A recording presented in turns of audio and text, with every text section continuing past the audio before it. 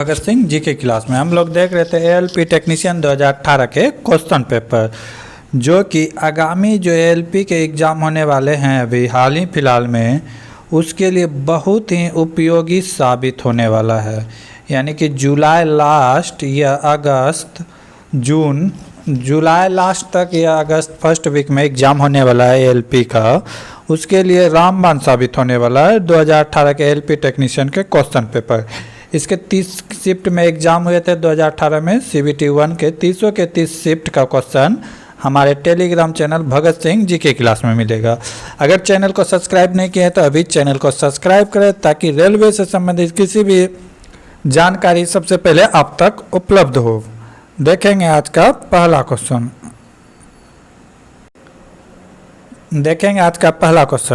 क्या है? भारतीय cricket team Sharjah United Arab अमीरात UAE के में 2 विकेट से किस देश को हराकर वर्ष 2018 में नेत्रहीन वर्ल्ड कप के 5वें संस्करण को जीत लिया है? तो ये भारत जीता है किसको हरा के? तो ये पाकिस्तान को हरा के। किसको हरा के? पाकिस्तान को हरा के 2018 में। फिर 2022 में ही भारत जीता है, लेकिन इस बार किसको हराया है? तो बांग्लादेश को हराया है। बांग्लादेश को 120 रनों से हराया है। ठीक है, छठा 7वां संस्करण हुआ है। जब पहली बार जब भारत वर्ल्ड कप जीता था नेत्रहीन में, तो कब जीता था? 2012 में पहली बार जीता था। तो इसका राइट आंसर क्या हो जाएगा? पाकिस्तान को हराया था। अगला क्वेश्चन,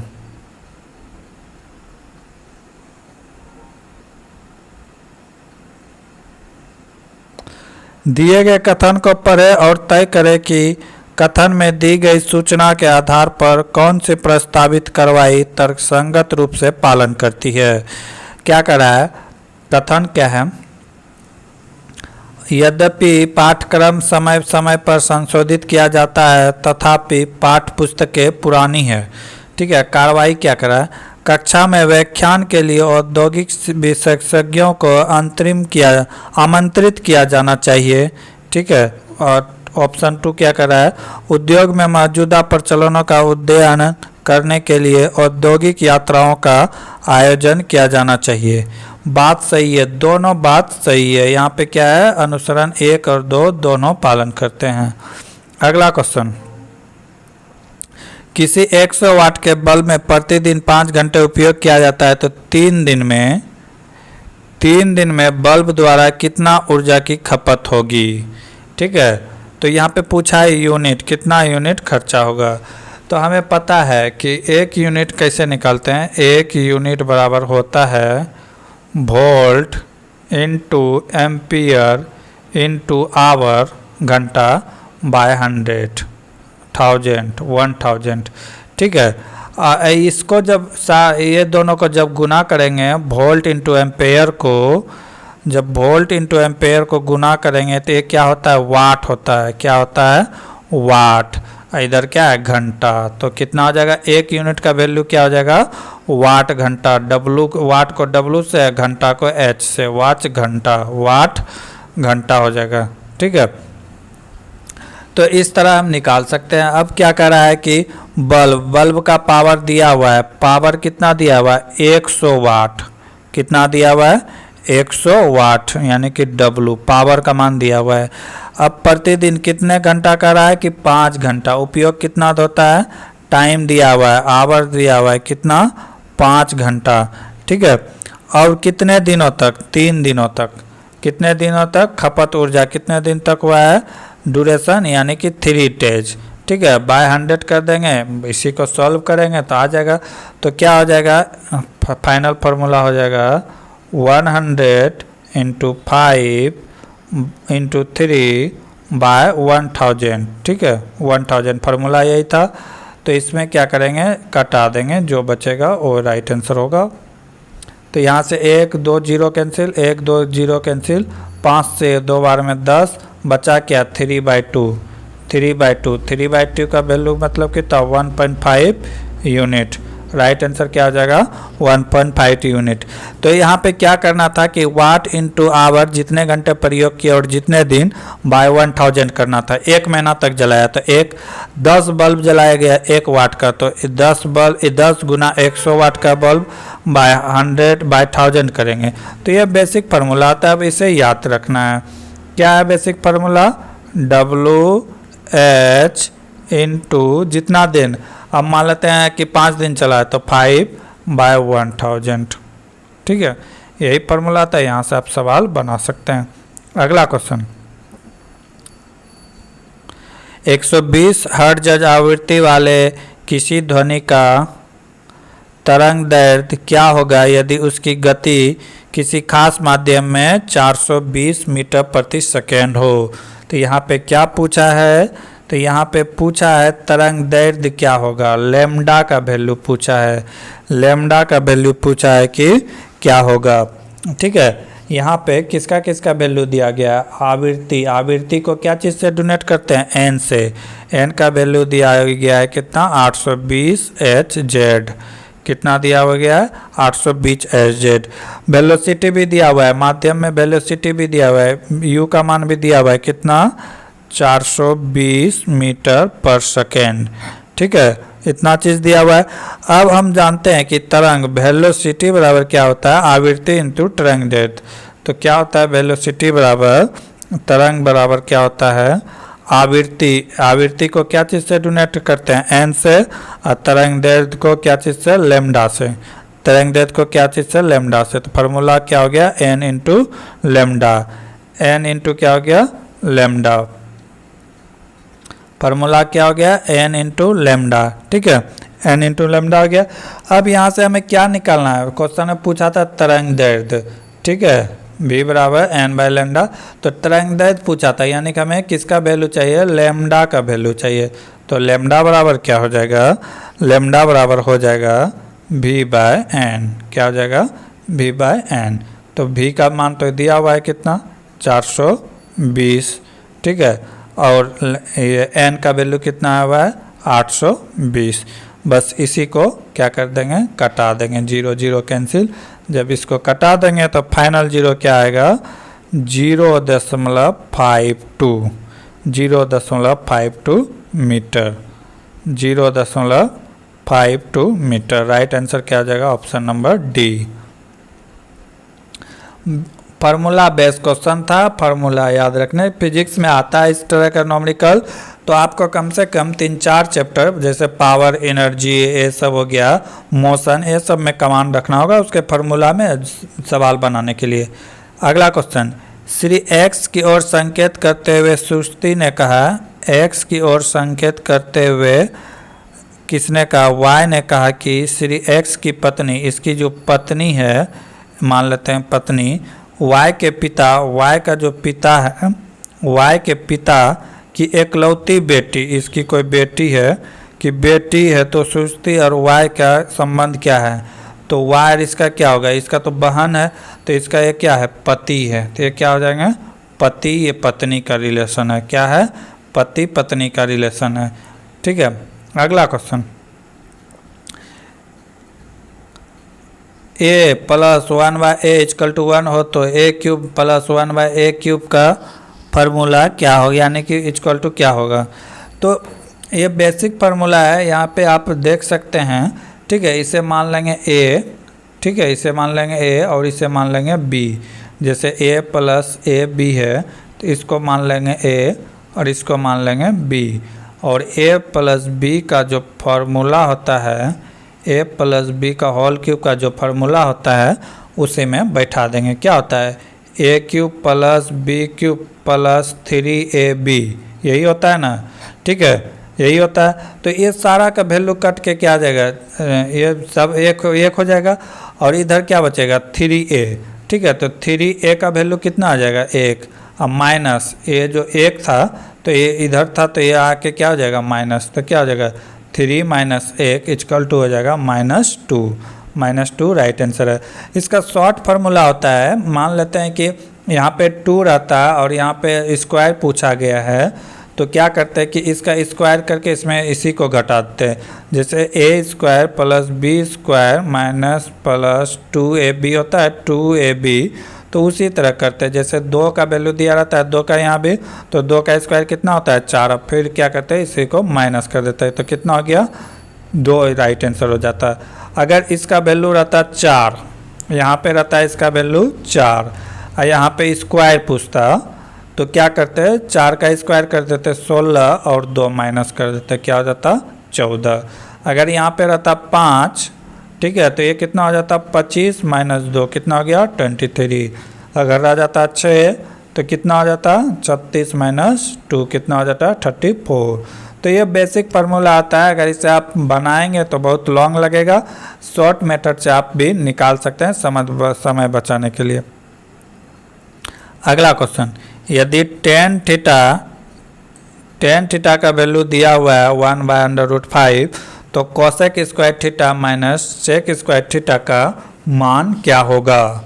क्या पूछा है कि cosec minus sec square theta का मान क्या होगा। तो देखेंगे tan थीटा बराबर क्या होता है।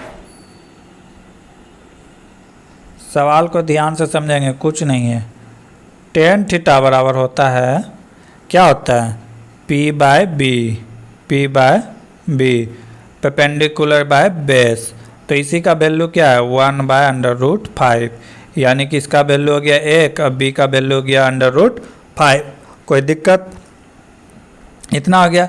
अगर हमें यहाँ से h निकालना है तो h निकालने के लिए हम क्या करते हैं √p square plus B square करते हैं, p square plus B square करते हैं। तो h बराबर क्या हो जाएगा 1 का स्क्वायर प्लस 5 √5 का स्क्वायर। ये जब जुटेगा तो 1 प्लस कितना हो गया 5 √ कितना हो गया 6, यानी कि h का वैल्यू कितना आ गया √6 कितना आ गया ठीक है √ क्या आ गया 6। यहाँ से अब हम लोग क्या निकाल लेंगे कोसेक का वैल्यू निकाल लेंगे, क्योंकि कोसेक का वैल्यू निकालने के लिए हमें h का ज़रूरी पड़ता। ठीक है, तो क्या होगा कोसेक थीटा बराबर होता है h/p। तो h का वैल्यू क्या आया था √6 और p का वैल्यू क्या है √, अब p का वैल्यू है 1। ठीक है, यहाँ से कोसेक थीटा का मान आ गया। ठीक है, अब कोस स्क्वायर का थीटा कोई कोसेक का है, कोस स्क्वायर थीटा का मान निकाल लेते हैं। तो ये क्या हो जाएगा √6 का स्क्वायर बटे 1 का स्क्वायर, तो ये कितना हो जाएगा 6 हो जाएगा। कोसेक का वैल्यू आ गया 6। अब हमें क्या चाहिए सेक का। कोसेक का काम खत्म हो गया, कोसेक स्क्वायर का मान निकाल लिया। अब किसका मान चाहिए सेक का। ठीक है, तो सेक थीटा बराबर क्या हो जाएगा सेक स्क्वायर थीटा बराबर हो जाएगा, ये होता है h/b। तो h क्या आया है √6, अब b क्या आया है √5। ठीक है, अब इसी का स्क्वायर, तो इसको स्क्वायर कर देंगे। तो इसका स्क्वायर कर देंगे तो कितना आ जाएगा, जब इसको स्क्वायर कर देंगे तो आ जाएगा 6/5। जब माइनस कर रहा है तो माइनस कर देंगे।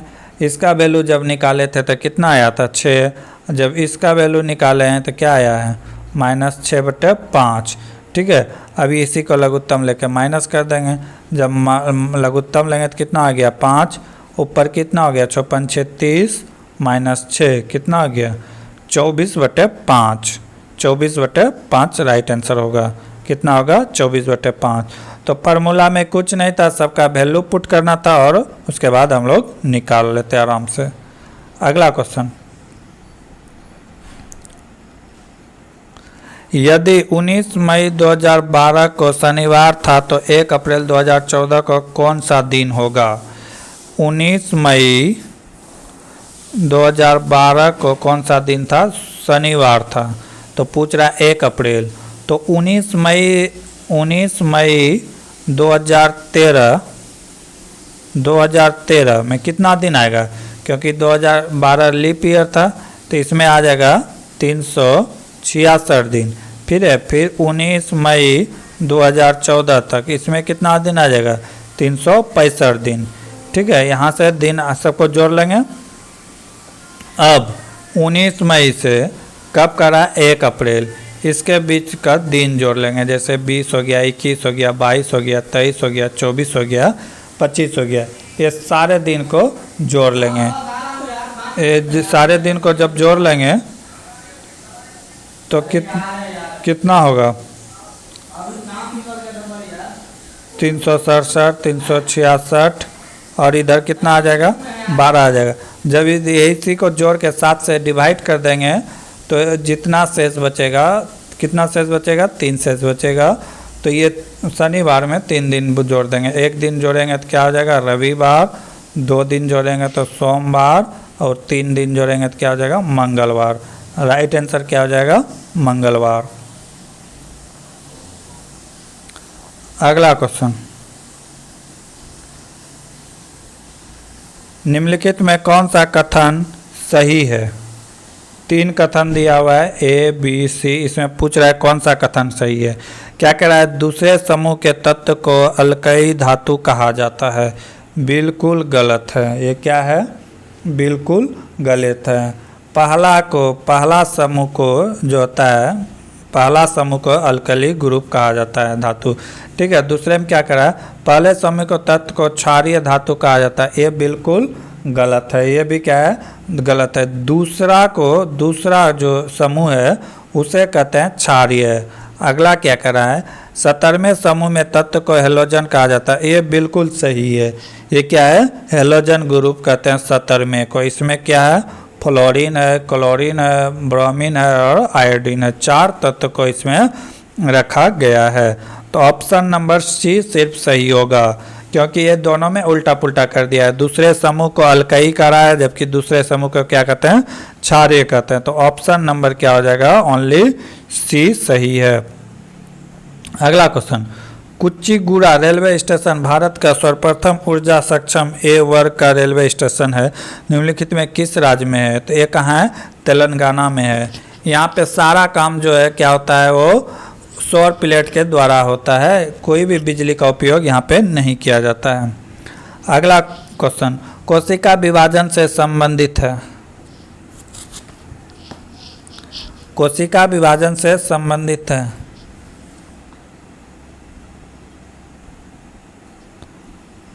कोशिका विभाजन से संबंधित है, तो इसका राइट आंसर क्या हो जाएगा? साइटोकाइनिन। साइटोकाइनिन की अगर बात करें तो इसकी खोज कब किया गया था? 1955 में किया गया था। किसने किया था? मिलर ने किया था। किसने किया था? मिलर।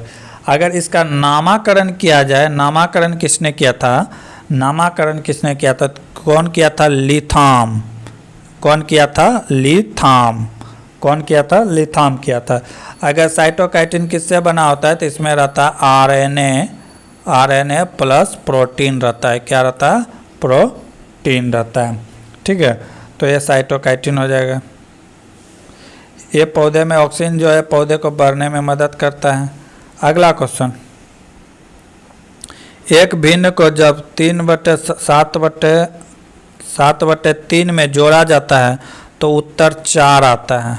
तो भिन्न क्या है? भिन्न मान लिए x/y है। ठीक है। अब कह रहा है कि इसमें जोड़ने से, तो इसका वैल्यू तो हमें चाहिए, इसका वैल्यू तो क्या करेंगे? इसको उधर ले जाके माइनस कर देंगे। क्या हो जाएगा? 7/3 से क्या कर देंगे? माइनस कर देंगे। लघुत्तम ले लेंगे तो लघुत्तम कितना आएगा? लघुत्तम आ जाएगा 3। ठीक है। ये कितना हो गया? 4×3 12 माइनस कितना हो जाएगा? 7। 4×3 12 माइनस 7। 7 में 12 में 7 जाएगा, कितना बचेगा? 5/3। 5/3 ऑप्शन में है? ऑप्शन में 5/3 नहीं है, तो 5/3 को तोड़ देंगे। 5/3 को जब तोड़ेंगे, 5 से एक बार भाग देंगे तो 5, एक बार में 3 बचा, कितना? 2/3। राइट आंसर क्या हो जाएगा? 1.2/3, ऑप्शन नंबर डी। अगला क्वेश्चन, एक कार 45 मिनट में अपनी मंजिल पर पहुंचने के लिए 65 किलोमीटर की गति से चलती है। 36 मिनट में अपनी मंजिल पर पहुंचने के लिए इसकी गति कितनी होनी चाहिए? कह रहा है कि 45 मिनट में पहुंचता है कब? जब वो 65 किलोमीटर प्रति घंटा चल रहा है। ठीक है, तो अब क्या करा है कि उसको कितना मिनट में पहुंचना है, 36 मिनट में। तो 36 मिनट में उसका स्पीड कितना होगा। जो थोड़ा सा समझदार लड़का रहेगा वो ऑप्शन से भी कर सकता है। 45 मिनट में पड़ता है जब 65 किलोमीटर, तो इसका मतलब 52 तो इसका आंसर नहीं होगा, 65 भी नहीं होगा। ठीक है, 74 और 81 में जा रहा है कांटा। ठीक है, तो अब यहाँ करेंगे क्या, अगर और एक ऑप्शन रहता है जैसे 74 रह के 54 रहता तो option number D right answer हो जाता है डायरेक्ट। तो हमें यहाँ पे थोड़ा सा वर्क करना होगा। क्या करना होगा, कितने देर में पहुँचता है, 65 किलोमीटर प्रति घंटा और कितने मिनट, 45 मिनट में। ठीक है, अब बाय कितना इसका टाइमिंग चाहिए, वर्क एंड टाइम बनाएंगे तो वहाँ से भी आप सॉल्व कर सकते थे आसानी से। अब इसको कटा देंगे कितना बार में, 9 बार में। 9 से कितना बार में कटेगा, ये 5 बार में, और ये कटेगा 4 बार में।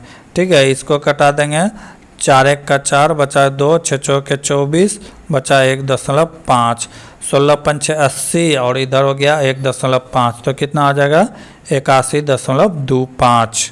81.25 किलोमीटर प्रति घंटा स्पीड होना चाहिए। अगला क्वेश्चन, किसी घनाभ के सभी किनारों का योग उस वर्ग के परिमाप के 2 गुना है। यदि घन के आयतन का मान 1/4 भाग का संख्या में माना गया है तो क्षेत्रफल की संख्या मान के बराबर हो तो वर्ग की एक भुजा का मान क्या होगा। तो पहले सबका वैल्यू लिख लेंगे। अब क्या कर रहा है कि घन का लेंथ दिया हुआ है कितना, L मीटर, लेंथ दे दिया है L। ठीक है, वर्ग का भुजा मान लिया क्या है, A है। क्या है, A। ठीक है, और सभी भुजाओं का योग, घन के सभी भुजाओं का योग करेंगे तो कितना हो जाएगा 12L। ठीक है, और वर्ग का परिमाप करेंगे तो ये कितना हो जाएगा 4A। ठीक है, 4A हो जाएगा। अब क्या कर रहा है कि घन का आयतन कितना होता है, तो भुजा क्यूब होता है। ठीक है, और वर्ग का क्षेत्रफल क्या हो जाएगा, भुजा स्क्वायर। तो ये हो गया A का स्क्वायर। इतना चीज़ सवाल में दिया हुआ है। अब आगे का काम हम करेंगे। आगे क्या कर रहा है,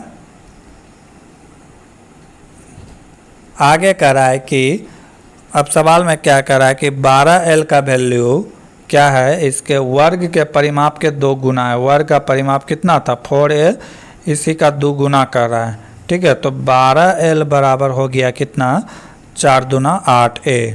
ठीक है, तो यहाँ से हम लोग निकाल सकते हैं, क्या निकाल सकते हैं, L का वैल्यू। ये इसको कटा भी सकते हैं, तो कितना बार में कटेगा, एक कटा 3 बार में, एक कटा कितना बार में, 2 बार में। तो क्या बचा, इधर बचा 3L, इधर क्या बचा 2A। ठीक है, ये आ गया फार्मूला। अब हमें यहाँ से क्या चाहिए, L चाहिए। तो L बराबर क्या हो जाएगा, 3 बाय क्या हो जाएगा 2, 3A/2। ठीक है, 3A/2। ठीक है,